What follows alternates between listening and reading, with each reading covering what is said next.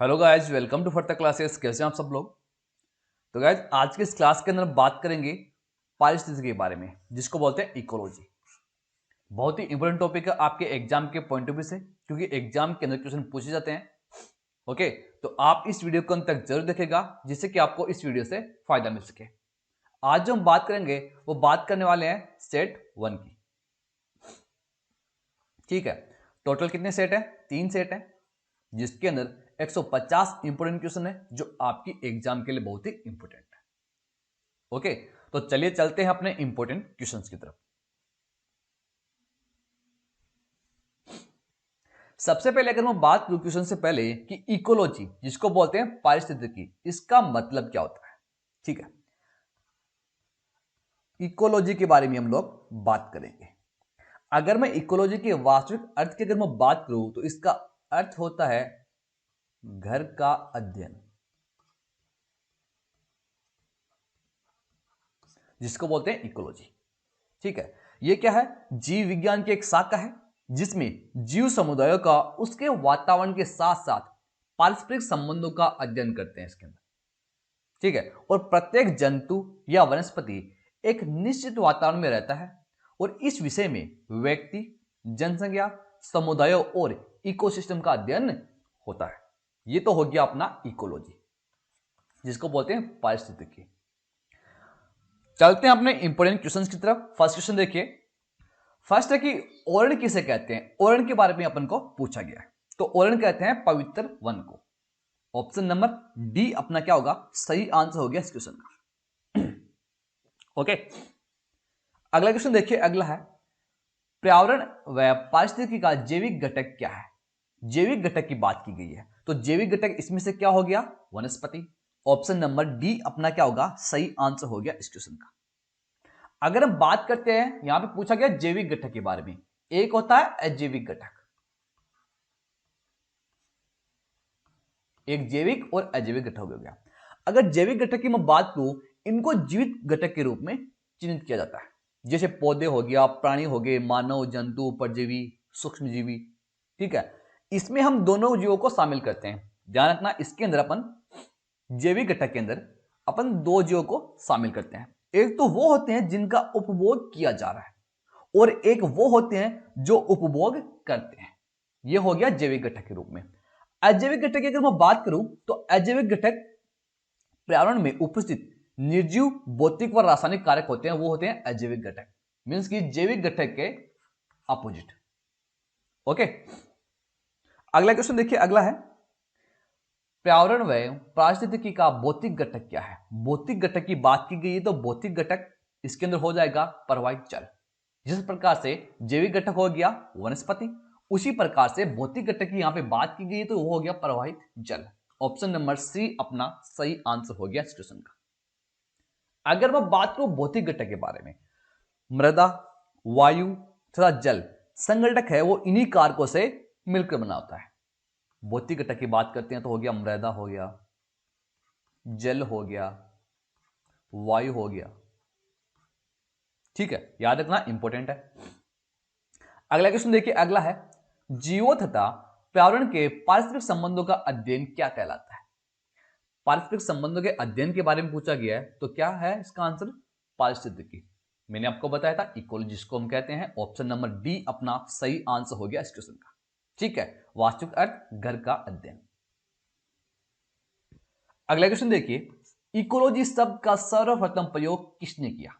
Ecology शब्द का सबसे पहले जो प्रयोग किया गया था, वो किस वैज्ञानिक के द्वारा किया गया था? यह किया गया था टॉन्सले ने।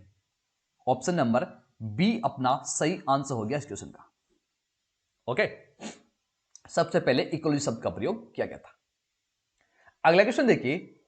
वन के पारिस्थितिकी तंत्र में कवक को किस समूह में सम्मिलित किया जाता है। कवक की बात की गई, कवक को किस समूह में सम्मिलित किया जाता है? ठीक है, इकोलॉजी के अंदर। तो गाइज कवक को सम्मिलित किया जाता है अपघटनकर्ता के रूप में। ऑप्शन नंबर डी अपना सही आंसर हो गया इस क्वेश्चन का। अगर मैं बात करूं अपघटन के बारे में, यह एक प्रकार की क्रिया है जिसमें तत्व अलग अलग सूक्ष्म भागों में विभाजित हो जाते हैं, और जीवों में यह क्रिया उनके मृत्यु के पश्चात शुरू होती है। यह हो गया अपघटन। बात की गई है कि यहां पे कवक, ठीक है, जिसको हम बोलते हैं फफूंद, फंजाई जिसको बोला जाता है, फफूंद जिसको बोला जाता है, ठीक है।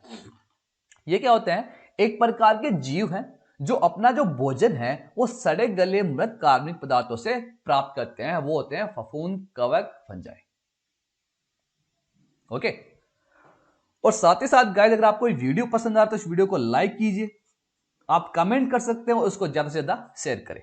अगर आप हमारे इस चैनल पे पहली बार जुड़ रहे हैं तो हमारे इस चैनल को जरूर सब्सक्राइब कीजिएगा और जो बेल आइकन का जो बटन आपको दिखाई दे रहा है उसको जरूर दबाएं, जिससे कि आपको आगे आने वाली हर नई क्लास की नोटिफिकेशन आपको मिल जाएगी। अगर आपको इस वीडियो की पीडीएफ फाइल चाहिए तो टेलीग्राम पर एक चैनल हमारा, उसको ज्वाइन करें, वहां पे आपको सभी प्रकार की पीडीएफ फाइल मिल जाएगी और डिस्क्रिप्शन के अंदर लिंक दे रखा है। बढ़ते हैं हम अपने अगले क्वेश्चन की तरफ। अगला क्वेश्चन देखिए, जलवायु परिवर्तन से सर्वाधिक प्रभावित होने वाले देशों की सहायतार्थ किसे बनाया गया है, किसको बनाया गया है? तो यह बनाया गया है ग्रीन क्लाइमेट फंड को। ऑप्शन नंबर ए अपना सही आंसर हो गया इस क्वेश्चन का, ठीक है। अगर मैं इसके फाउंडेशन की बात करूं, ठीक है, वो 2010 में होगा। अगर हेडक्वार्टर की बात की जाए आपको कि इसका हेडक्वार्टर कहां पे है ग्रीन क्लाइमेट फंड का, तो इसका हेडक्वार्टर है इंचोन, दक्षिण कोरिया के अंदर। ओके। अगला क्वेश्चन देखिए, अगला है, वनों को नष्ट करने का कुप्रभाव पड़ता है, किस पर पड़ता है? बिल्कुल मृदा अपरदन पर पड़ता है। ऑप्शन नंबर ए अपना सही आंसर हो गया इस क्वेश्चन का, ठीक है।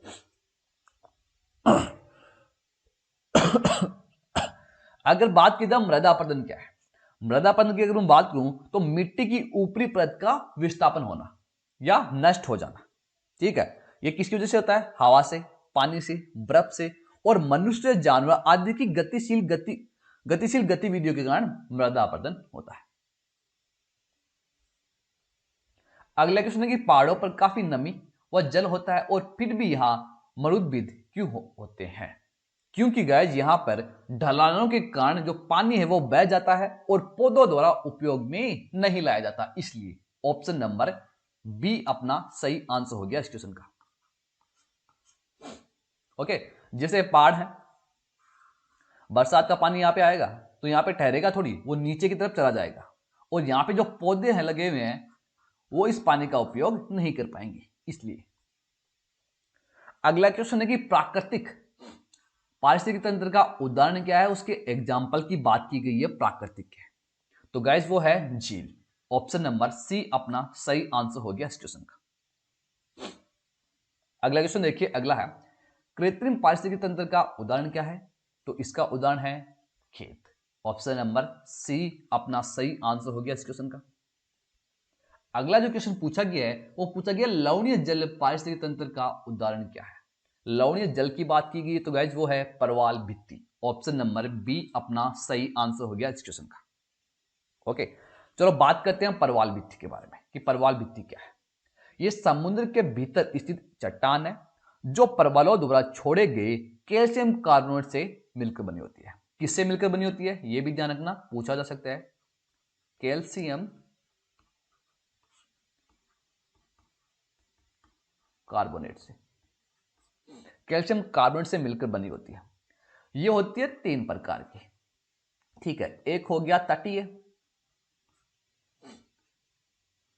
3 प्रकार की होती है जिसमें एक हो गया तटीय, एक हो गया अवरोधक और एक हो गई एटॉल।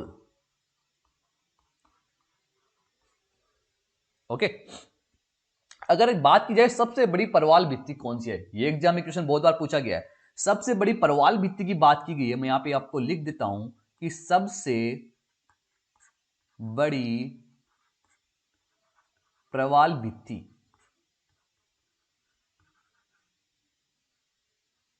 ठीक है, तो कौन सी है? Great barrier reef. Great barrier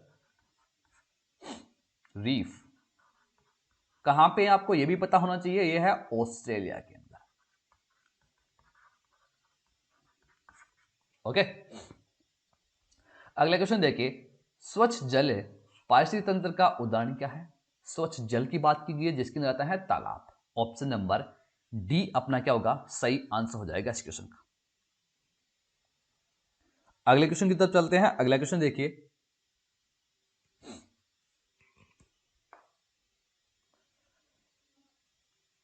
पारिस्थितिक तंत्र के जैविक व अजैविक घटक को कौन जोड़ते हैं? जैविक घटक की बात की गई और अजैविक घटकों को कौन जोड़ते हैं उसके बारे में बात की गई। तो इन दोनों को जोड़ते हैं अकार्बनिक पदार्थ। ऑप्शन नंबर सी अपना सही आंसर हो गया इस क्वेश्चन का। और हमने बात की थी जैविक और अजैविक घटक के बारे में। अगला क्वेश्चन देखिए, अगला है मृदा अपरदन। मृदा अपरदन को किससे बचाया जा सकता है? ये क्वेश्चन आपको मैंने पहले बता चुका हूं मृदा अपरदन के बारे में। तो मृदा अपरदन को किससे बचाया जा सकता है? वन रोपण द्वारा। ऑप्शन नंबर सी अपना सही आंसर हो गया इस क्वेश्चन का। ओके, अगला क्वेश्चन देखिए, अगला है एक पारिस्थितिक तंत्र में उत्पादकों एवं उपभोक्ताओं की संख्या को कौन निश्चित करते हैं? उत्पादकों और उपभोक्ताओं की संख्या को निश्चित करते हैं, वो करते हैं जलवायु संबंधी कारक। ऑप्शन नंबर ए अपना सही आंसर हो गया इस क्वेश्चन का। ओके, अगला क्वेश्चन देखिए, अगला है पारिस्थितिक तंत्र के पादपों व प्राणियों के पारस्परिक संबंधों का आधार क्या है, उसके बेस के बारे में पूछा गया है पादपों व प्राणियों के। तो गाइस बेस होता है उनका पोषण संबंध, जिस प्रकार का उनका पोषण होता है उनके बारे में। ऑप्शन नंबर बी अपना सही आंसर हो गया इस क्वेश्चन का। अगला जो क्वेश्चन है वो कि प्रकाश से ऊर्जा को रासायनिक ऊर्जा में कौन बदलते हैं? तो प्रकाश की जो ऊर्जा होती है, एनर्जी होती है, उसको केमिकल एनर्जी के अंदर कौन बदलते हैं? तो गाइस वो बदलते हैं हरे पादप। ऑप्शन नंबर डी अपना सही आंसर हो गया इस क्वेश्चन का। क्योंकि गाइस जो हरे पादप है वो अपना भोजन है स्वयं बनाते हैं, जिससे स्वपोषण एवं विषम पोषण दोनों ही प्रणाली पाई जाती है जिसके अंदर। अगला क्वेश्चन देखिए, पारिस्थितिकी तंत्र के स्वपोषी घटक कौन होते हैं? स्वपोषी जो अपना भोजन स्वयं बनाते हैं उनके घटक की बात की गई तो वो है पादप। ऑप्शन नंबर सी अपना सही आंसर हो गया है इस क्वेश्चन का। अगला क्वेश्चन देखिए, अगला है हरे पौधों को पारिस्थितिक तंत्र में क्या कहते हैं? जो हरे पौधे होते हैं उनको कहा जाता है क्या? उत्पादक। ऑप्शन नंबर बी अपना सही आंसर हो गया इस क्वेश्चन का। ओके, अगला क्वेश्चन देखिए, अगला है इसका आंसर मेरे को कमेंट करेगा इस कि विश्व का सर्वाधिक प्रसिद्ध कीटनाशक कौन सा है? कीटनाशक की बात की गई इस विश्व के, कौन सा है? डीडीटी। ऑप्शन नंबर ए अपना सही आंसर हो गया इस क्वेश्चन का। अगर इसकी फुल फॉर्म की बात की जाए, एग्जाम में पूछा जा सकता है इसकी फुल फॉर्म के बारे में, तो इसकी फुल फॉर्म होती है डाइक्लोरो डाइफेनॉल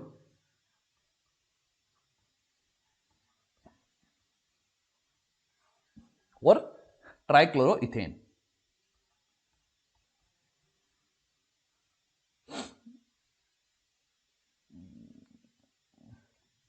ट्राइक्लोरोइथेन ये होती है इसकी फुल फॉर्म डीडीटी की। ओके, एक प्रकार का कार्बोक्लोराइड है डीडीटी, ठीक है। और इसका जो विकास है वो एक कीटनाशक के रूप में किया जाता है। अगर इसके फॉर्मूले की बात करूं, इसका सूत्र की बात करूं, तो C14H9Cl5 ये इसका फॉर्मूला होता है, ये इसका फुल फॉर्म होती है जो एग्जाम में पूछे जाते हैं। अगला क्वेश्चन है मरुस्थली भवन किससे होता है? मरुस्थली भवन की बात की गई तो ये किससे होता है? बहुत उच्चतम तापमान एवं कम वर्षा के कारण। जहां पे जो तापमान होता है वो तो क्या होगा, ज्यादा होगा, और वहां पे वर्षा क्या होगी, कम होगी। वहां पे क्या होगा, मरुस्थली भवन। ऑप्शन नंबर डी अपना सही आंसर हो गया इस क्वेश्चन का। अगला क्वेश्चन देखिए, अगला है शाकाहारी प्राणी क्या कहलाते हैं? शाकाहारी प्राणी की बात की गई वो क्या कहलाते हैं? तो वो गाइस कहलाते हैं प्राथमिक उपभोक्ता। ऑप्शन नंबर बी अपना सही आंसर हो गया इस क्वेश्चन का। ठीक है, चलो बात करते हैं प्राथमिक उपभोक्ता के बारे में, द्वितीय उपभोक्ता के बारे में और तृतीय उपभोक्ता के बारे में। प्राथमिक उपभोक्ता की बात की गई तो वो क्या है, शाकाहारी प्राणी होते हैं, वो आते हैं प्राथमिक उपभोक्ता के अंदर, जिनको प्रथम श्रेणी के अंदर रखा जाता है। एग्जाम्पल की अगर मैं बात करूं तो गाय हो गया, भैंस हो गई, बकरी हो गई, ये सब आते हैं प्राथमिक उपभोक्ता केंद्र। अगर द्वितीयक उपभोक्ता की बात करें तो द्वितीय उपभोक्ता केंद्र आते हैं क्या?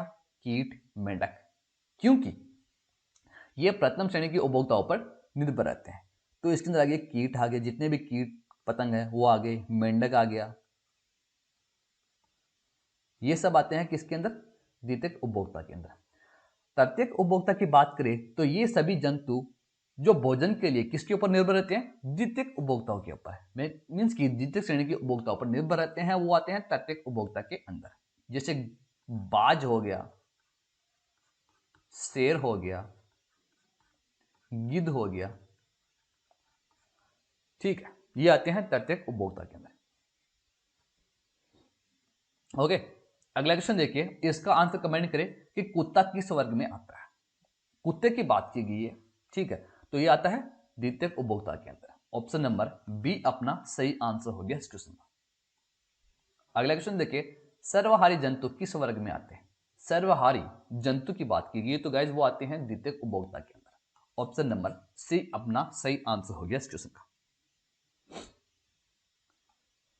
अगला क्वेश्चन है कि तृतीयक उपभोक्ता कौन होते हैं? तृतीयक उपभोक्ता के मैंने बारे में आपको बताया कि द्वितीय श्रेणी के उपभोक्ताओं पर निर्भर रहते हैं, तो गाइज वो होते हैं तृतीयक उपभोक्ता, जिसके अंदर बाज आते हैं। ऑप्शन नंबर डी अपना सही आंसर हो गया इस क्वेश्चन का, ठीक है।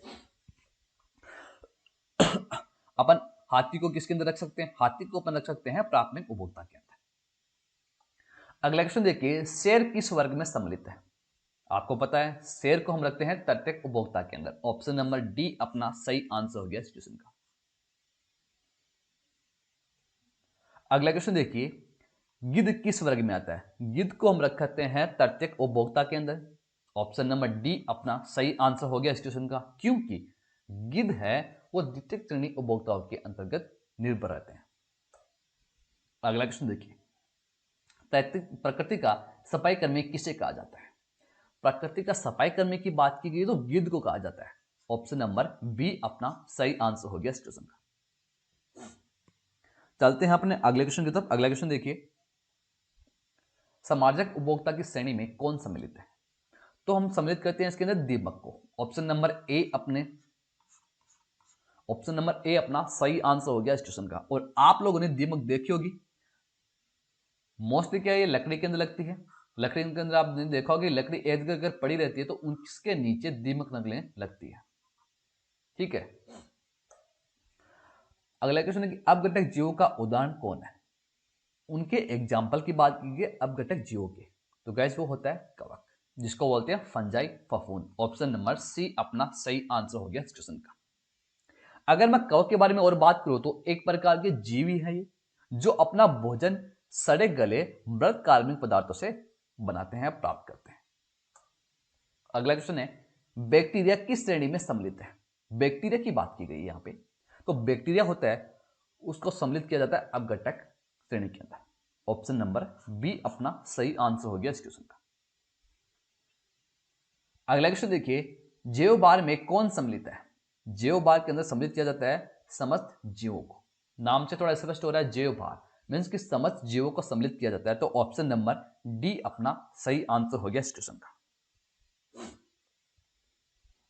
अगला क्वेश्चन देखिए, पारिस्थितिकी तंत्र में ऊर्जा का प्रमुख स्रोत क्या है?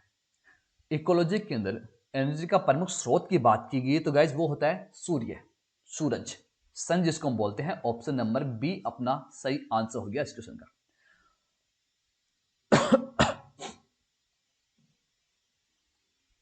अगला क्वेश्चन देखिए, पारिस्थितिकी तंत्र में ऊर्जा का कौन होता है? ऊर्जा का क्या होता है? ऊर्जा का होता है रूपांतर। ऑप्शन नंबर ए अपना क्या होगा सही आंसर हो गया इस क्वेश्चन का। ऊर्जा क्या होती है? कभी भी नष्ट नहीं होती। ऊर्जा क्या होती है?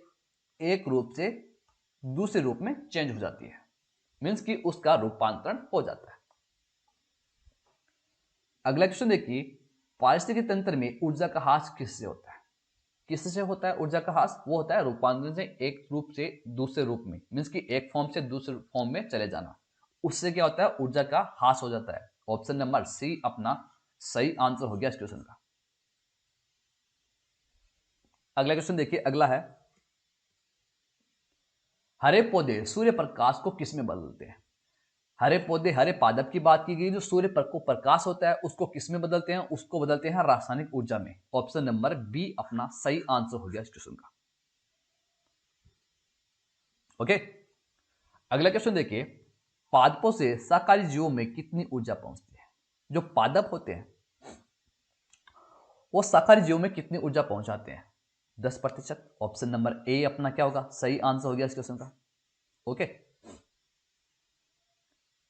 अगला क्वेश्चन देखिए, अगला है पारिस्थितिकी तंत्र में ऊर्जा का प्रवाह सदैव कैसे होता है? जो ऊर्जा का प्रवाह होता है उसकी बात की गई वो होता है एक दिशात्मक, मींस की एक ही दिशा से। ऑप्शन नंबर बी अपना क्या होगा? सही आंसर हो गया इस क्वेश्चन का।